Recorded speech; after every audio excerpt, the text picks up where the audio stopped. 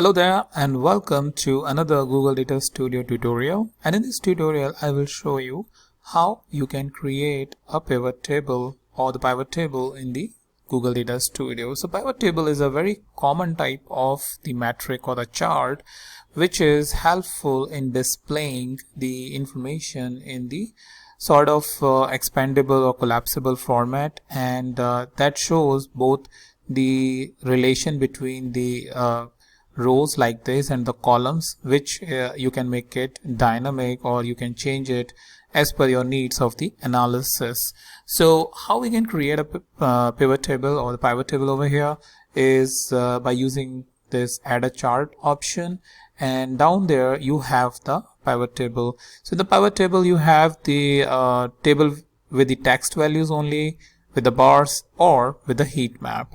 So what we can do is just choose a one simple table over here and drop it over here, and this it will do a default setting that by default it has chosen the product category and the different regions over here, which is province. Now we have the option where we can have the more dimensions. Instead of product category, we can have the along with the product category we can have the any other dimension. So for example, product subcategory over here, so I can just drag in over here and it will show me the product subcategory as well.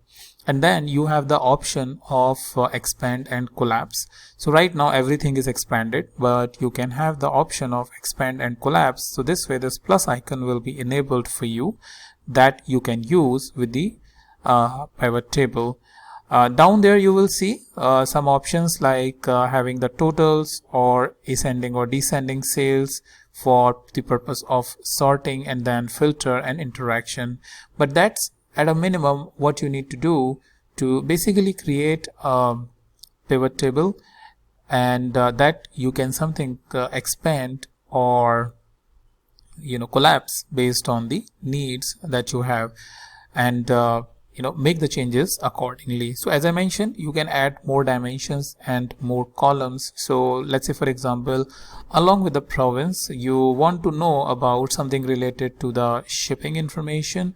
So that is something ship mode, for example, and I can bring in the ship mode over here, and then what it will show you based on the dimensions which we have mentioned over here, it will show a ship mode and their relative province. So what I'll do is I will bring the ship mode down there so that first I can see the province information and then the ship mode information. So it will take, so yeah, it's done. So now I can see for my each location, let's say for Ontario, how many shipping is in with the help of regular air, or with the help of the delivery truck, or with the help of the express air for a particular type of technology product. And then I can further expand it to really go into the details and see for each of the product subcategory under the main category, let's say office machine, how many products are being delivered with the help of these different ship modes. And as you can see, it's very clear that telephone and communication don't have anything with the help of the delivery truck. So something, if it is missing or something which is going beyond a particular threshold or something, you can very quickly analyze with the help of the tables over or the pivot table over here.